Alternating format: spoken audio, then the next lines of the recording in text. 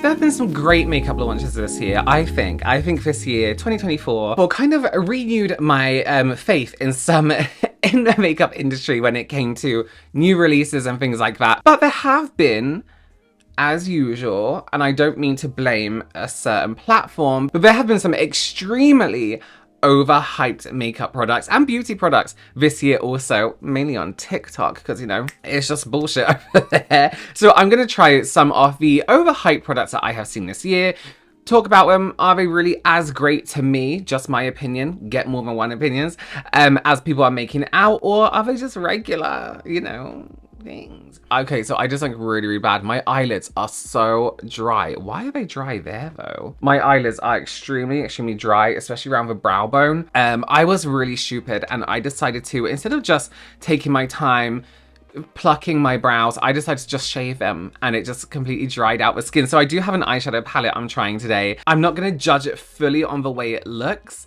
unless I can make it work on my crepey dryness. That is my current eyelid situation. But listen, I should be able to judge a texture, you know what I mean? So I don't believe I've used any of these products yet here on my channel, except for one. So they're all new. Let's get into it. Subscribe if you haven't already. And this is the last video of this year. There's gonna be another one on Wednesday, but last video 24, Happy New Year to everyone. Give this video a thumbs up, that really helps. Okay, let's talk about this first. Now, I haven't used this brand in years, Natasha Denona. Let me tell you why, right? I did get some palettes from this brand, from like a midway person, you know, like buying from a Sephora. So it wasn't directly from the Natasha Denona website, but I was not impressed at all. They kind of came, it was like the blush palette with like the creams in it, and they came all fogged up, and I just wasn't impressed with the eyeshadow formula either.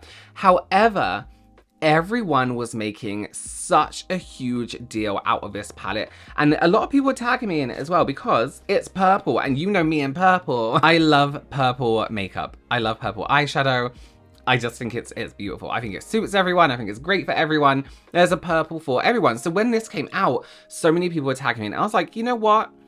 Maybe it is time I gave Natasha Denona, the brand, another chance. This dry patch on my lid, honestly. And I did think it looked really beautiful. I just wasn't impressed in general with this brand because of the price, one. Not mainly because of the price, I'm so outraged by the price, but that the texture didn't really live up to the price point. So this is the Roxa eyeshadow palette from Natasha Denona, and they describe it as Natasha's newest purple 15 shade constellation, featuring the most vibrant, bold, rich, violet, and fuchsia hues.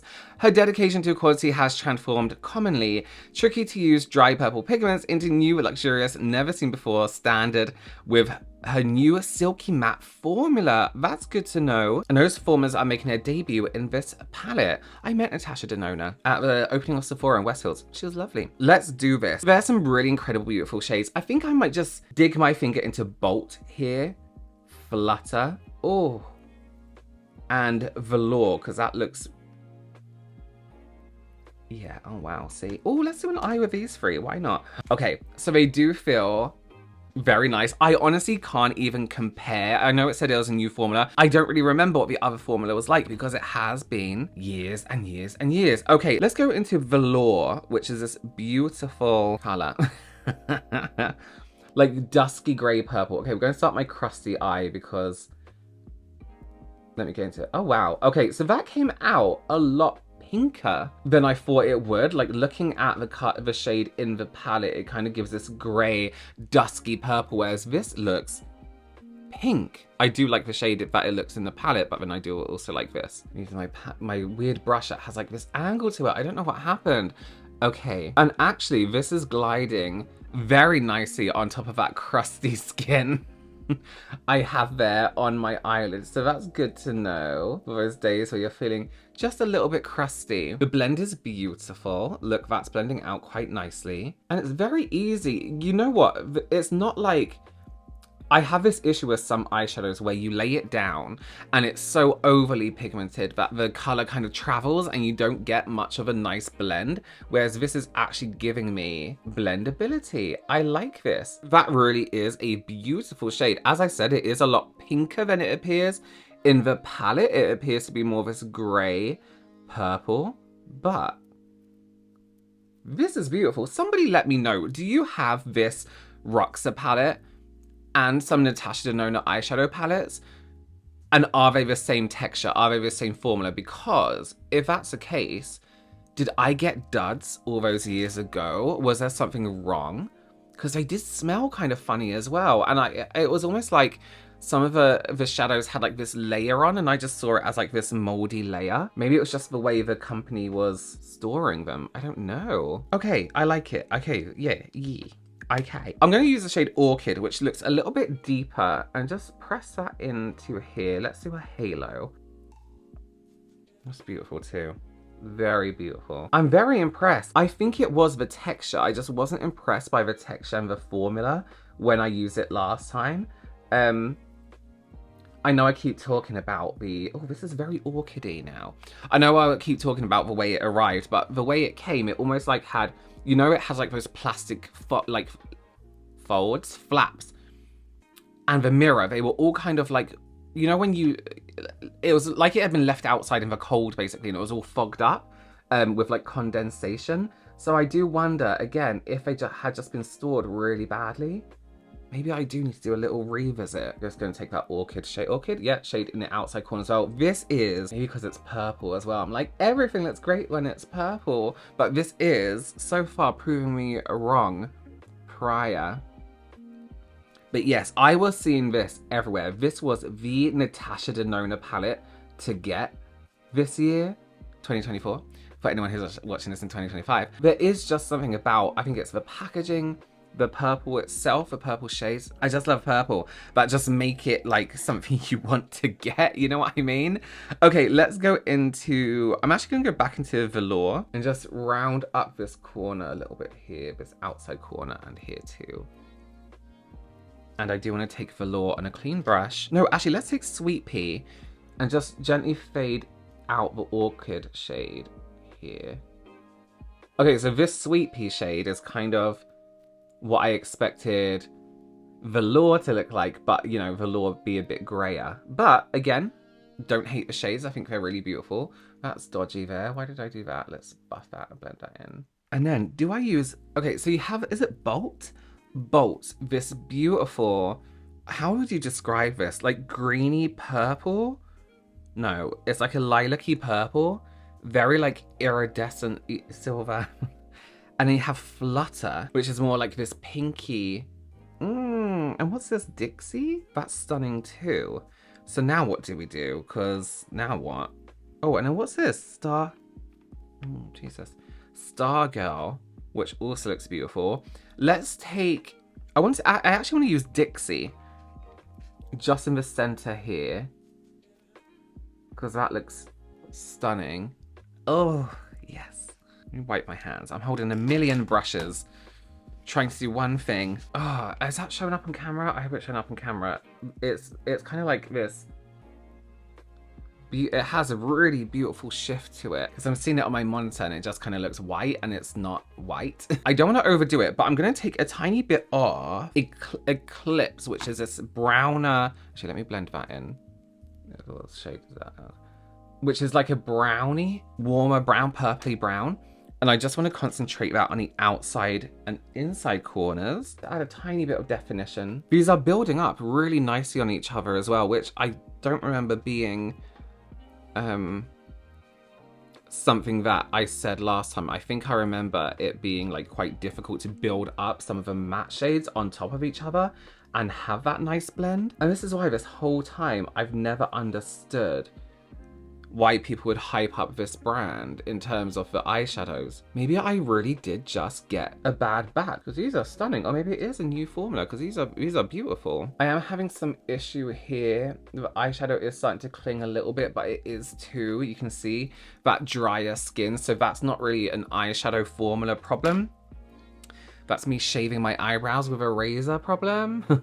I should know better. And then I want to take a small brush, and I want to take Stargirl and just tap that on the inside corner. Oh God, that's a little bit, oh, that's the wrong shade now. Jesus Christ, what is wrong with me? Just blend that into that deeper shade so we get a bit of a mix of Stargirl and the Eclipse together, which kind of is giving this more like a burgundy shimmer, which is really beautiful. Okay, nice, nice, nice. It would absolutely be 100% better if I didn't have crusty eyelids. But what can you do? We all make mistakes. But I'm very impressed with the formula. I'm really impressed with the way it blended. I'm really impressed with the way the colors build nicely on top of each other. I really, really like it. I don't think it's overhyped. I think it's absolutely worth a hype.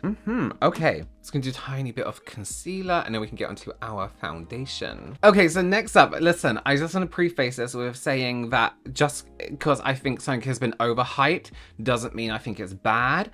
And you know I have beaten this one like a dead horse. The Huda, not that I would ever beat a dead horse. The Huda Beauty Easy Blur Foundation. Now, this was overhyped. Not saying it's a bad foundation because I like the foundation, but oh my God, did people overhype this? And I have a few theories, right?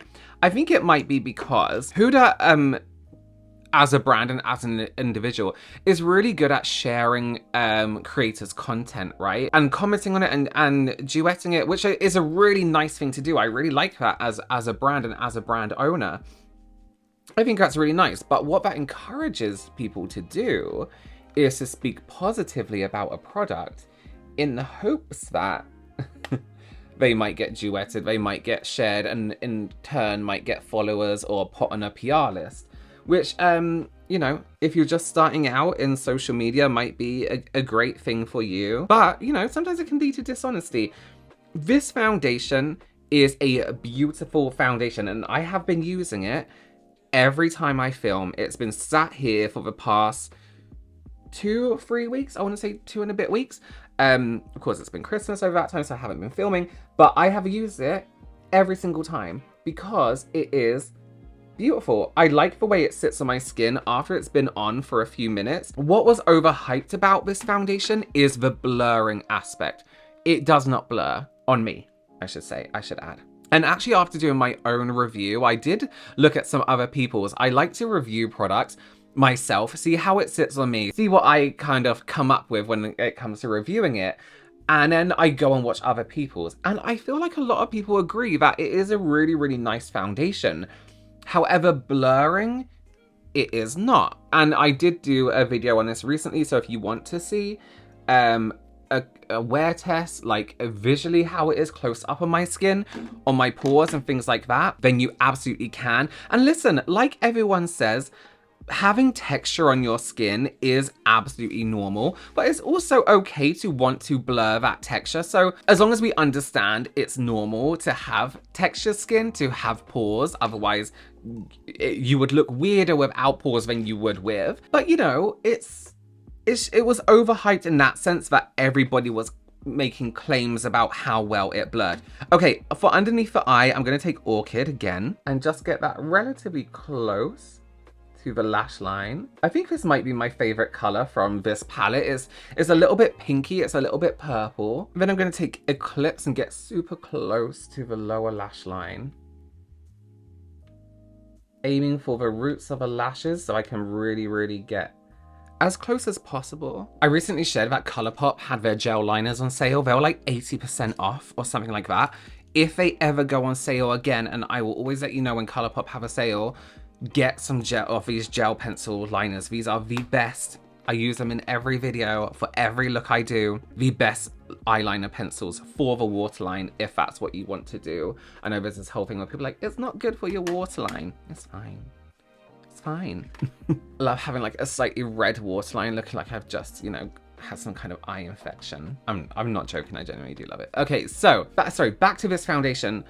I believe this is overhyped, although it's beautiful. It is overhyped though. NYX Butter Melt Bronzers, and Butter Melt products in general. I have to admit, I've always been attracted to NYX products, and especially the blushes and the bronzers that come in these like this like butter melt formula or range. I really like.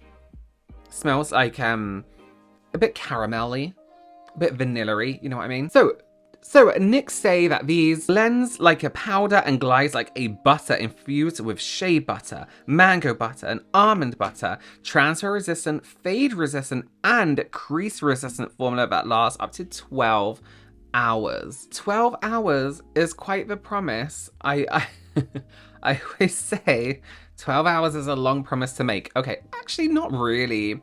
But you know what? When products claim that they last a long time, when they claim they last like 12 hours, I always think, yeah, but on who? If you have oily cheeks, is it gonna last 12 hours? You know what I mean? So I'm gonna use the shade is it called Deserve Butter? BMBO3, light, medium, neutral. And there is a bit of kick up from the actual pan itself. Like there's quite a bit of dustiness, which is fine by me. Let's just start right under the cheekbone here. But yes, I always see people talking about these formulas, the blush and the bronzer. I have only used the blush, once. And that was in comparison to a more luxury high-end product. And I did prefer the luxury high-end product. So it wasn't a totally fair test of the product by itself. This is a nice formula. It's blending really nicely. It buffs out really nicely as well. I think a tiny bit at a time, and then, you know, buff it in and buff it out. However, I do have to say, the shade for the bronzer and how the swatch looks online, and probably the reason I bought this bronzer, is a little bit inaccurate. This looks kind of red on me. It looks kind of a little bit like it has a blush tone to it, whereas this is the bronzer version. It isn't a blush version. So I am just going to take a clean brush and just buff out as much as I can, circling outwards to the hairline, to the ear, just to soften it up a little bit, because that's a little bit too blushy for me for a bronzer. It does bronze up. It's like blonzing, as people call it. I do have to say I'm not overly infused with the shade. However, to be extremely fair, the formula is really beautiful. I actually really like it. It hasn't interfered with my foundation. It sits really nicely, and if you do just want to warm up the face just slightly, I think it's beautiful. I actually think that's really nice. Do I think it's overhyped at price point and at the texture? No. I actually think it's really nice. For a drugstore price bronzer, I think it's beautiful. And actually, even, can we just talk about the packaging? Because this is really beautiful packaging for a drugstore bronzer product. It feels a bit heavier. It's a nicer plastic. And it does give like a medium end kind of brand. I think it's actually really nice. I don't think it's overhyped. I think if you find the right shade for you in the blusher, in the bronzer, this is a beautiful product. I actually quite like it. I would change the shade personally for me. Okay, something I saw kind of pop up for a little while on TikTok, and I was kind of surprised because I was like, oh, Laura Geller. Right, this is the Baked Body Frosting Face and Body Glow. This is Tahitian Glow.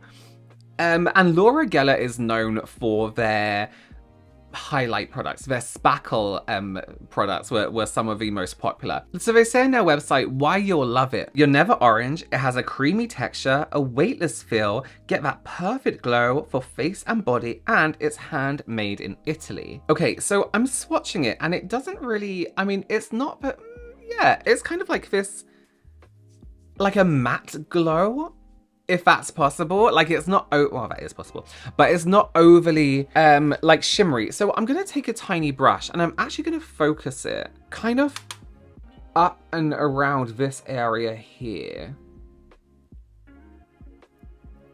Yeah, it does give a glow. It's very subtle. It's very nice, actually. I can imagine this being really, yeah, look at that. That is really nice. And it's almost undetectable. I can imagine this being beautiful. Brides, shoulders, arms. If you're on vacation and you have a big brush and you just want to do like a little bit down the legs.